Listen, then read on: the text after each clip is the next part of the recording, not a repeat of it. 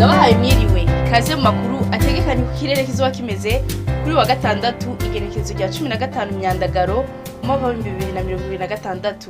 Mu gatondo hitezwe ikirere ca kamizuba hacemwe n'ibicu bike bike mu ntara zose zigize igihugu cacu.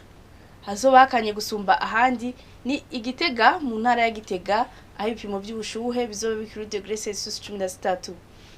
Ku muhingamo hitezwe ikirere ca kamizuba hacemwe n'ibicu bike bike mu ntara zose zigize igihugu cacu. Ahazoranga ubushuhe gusumba ahandi ni mu Cibitoke mu ntara ya Bujumbura aho ibipimo by'ubushuhe bizoba biri kuri degree Celsius 32. Ejo mu gatondo izuba rizoseruka igihe cy'isaha 12:07 rirenga ku mugoroba igihe cy'isaha 12:07. Amakuru ategekanye ikirere cyo kuri wa gatandatu ni ngaha agarukiye.